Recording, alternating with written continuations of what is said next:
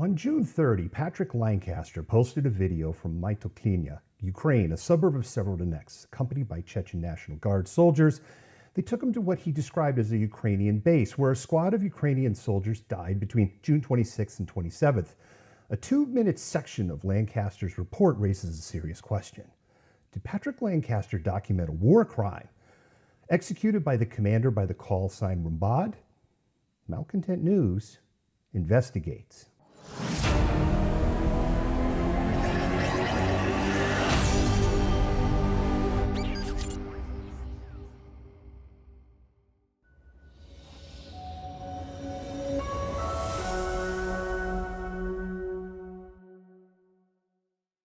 Before we get started, please subscribe to our channel, and if you want to support independent journalism, you can become a patron. The link to our Patreon and other social channels can be found in the description. To understand the story, you first need to understand the man behind it. Who is Patrick Lancaster? Lancaster, 39, was born in St. Louis, Missouri, where he grew up and graduated from Catholic high school in 2002. After graduation, he enlisted in the Navy, became a cryptologic technician with a top-secret security clearance, completed a 4-year tour of duty. Struggling to find his place in the world after leaving the Navy, he went to Crimea in 2014 after the February 27th Russian occupation. He worked as an election observer and decided to stay, launching a new path as a self-styled independent journalist. Initially, professional conflict reporters took Lancaster under their wing, partly due to the sheer trauma they were covering and safety in numbers. The professional respect ended as Lancaster became conspiratorial and built a closer relationship with the Russian state media agency RT, known as Russia Today. Lancaster claims to have worked with Thomson Reuters and Sky News. Reuters denies his claim, and Sky News has never commented. Reuters has purchased some of his videos, but stated Lancaster never operated as an employee, contractor, or stringer. After 2 years in the Donbass and Crimea, Lancaster left Missouri behind, married a woman from the self-declared Donetsk People's Republic, and has 2 children. He has an audience of 525,000 on YouTube, has been a frequent guest of Alex Jones, who is host of InfoWars. Some call him a hero reporter, providing an English language perspective from behind Russian lines. Others call him a paid shill for Russian propaganda, filing staged news reports that are poorly prepared and badly acted.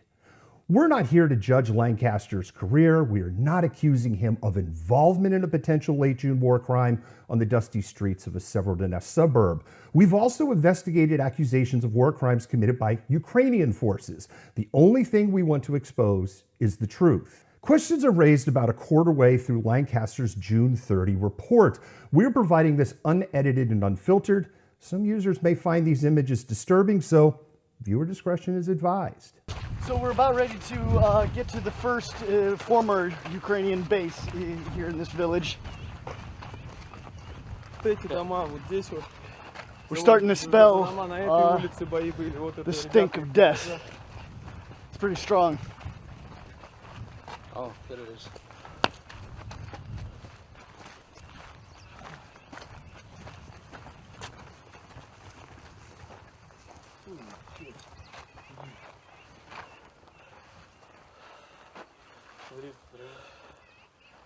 As Lancaster arrives at the scene of a squad of Ukrainian soldiers lying along a pockmarked wall, he's visibly shaken by what he sees. The image raises serious questions. The wall is pocked from waist height and above, with a very similar appearance to execution walls through history. In the area of a large mark, a stain near the head level shows a splattering pattern with a smear trailing to the ground. At the base of it lie bodies. Where the corpses are located, the stains of the bodily fluids mark the wall. It suggests that the bodies were against the wall at one point before falling and slumping over. There's another problem. The body on the right is not laying in a position that would support the idea that someone dragged the body there. The arms are away from the wall with the same pockmark pattern above where the body lies. Let's go back to Lancaster's video. Можно сказать, это вооруженные силы Украины. Ребята, которые конкретно вступили с нами в стрелковый бой. Мы заходили с правой, с левой стороны, вот за те дома и за те дома, вот эти ребята, которых они не успели забрать. На предложение нашего командования сдаться.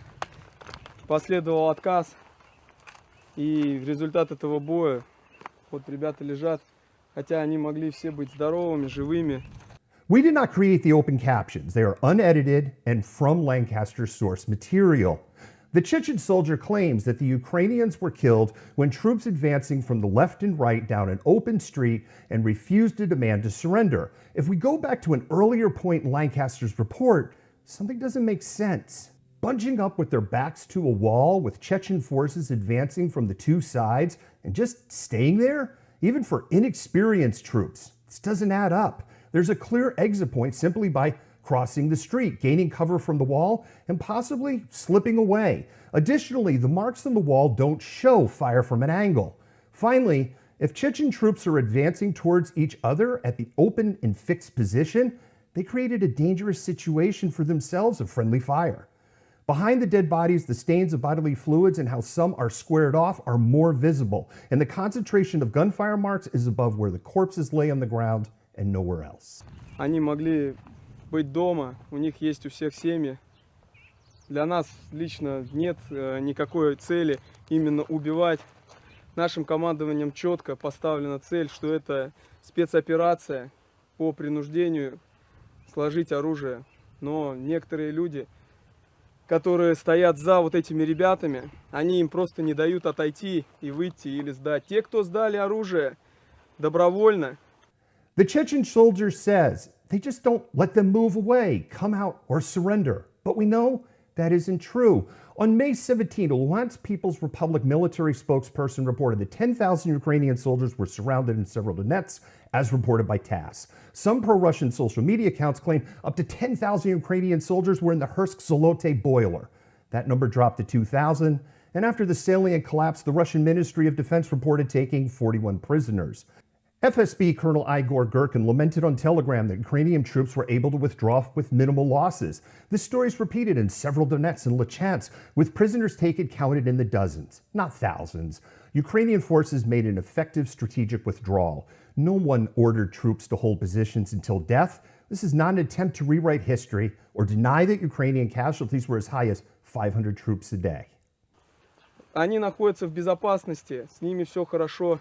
Закончится война, их как бы отправят домой.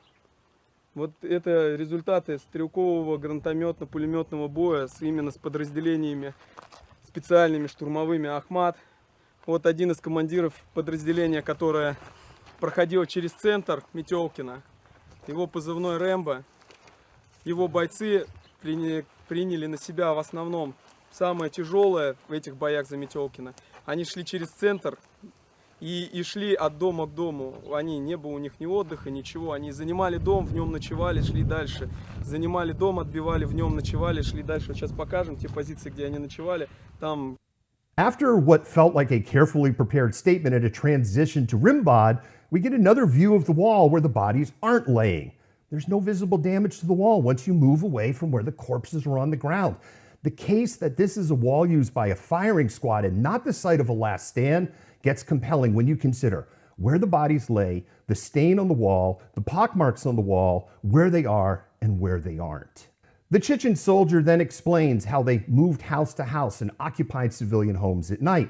I only want to point out that these are the same activities that Ukraine is accused of doing by pro-Kremlin reporters like Lancaster. At the same time, the Russian Ministry of Defense declares that Russian soldiers never occupy civilian homes, nor use them as base of operation. In this final image, we can see the wall of other buildings, and none of them show the telltale signs of an executioner's wall. Later in the video, another wall is shown with pockmarked damage. That wall is damaged by mortar or artillery round with the impact from the arrival shown in the video. At the location we just analyzed, there's no such damage, only the small arms fire concentrated on one wall directly above where the bodies are slumped on the ground. Is it within the realm of possibility that the bodies were placed along the wall and this is just coincidence? Yes. But definitive proof would require pictures, video, audio, or sworn testimony of the actual execution and the will to pursue the truth. The arbiter of that decision lies with the victor of the Russian-Ukraine war, because it's the victor that writes the history. I want to thank Grid. We learned more about the man that is Patrick Lancaster from their website. You should consider giving them a visit. Thank you for watching. If you enjoyed this report, please subscribe and share this video with others. To support us financially, you can become a patron. For up-to-date information about the Russia-Ukraine war and other news events from around the world, you can follow us on Twitter and TikTok. You can also find us on the Google News app. Just search for Malcontent News and make us a favorite. I'm the Malcontent. This has been a special report. Malcontent, out.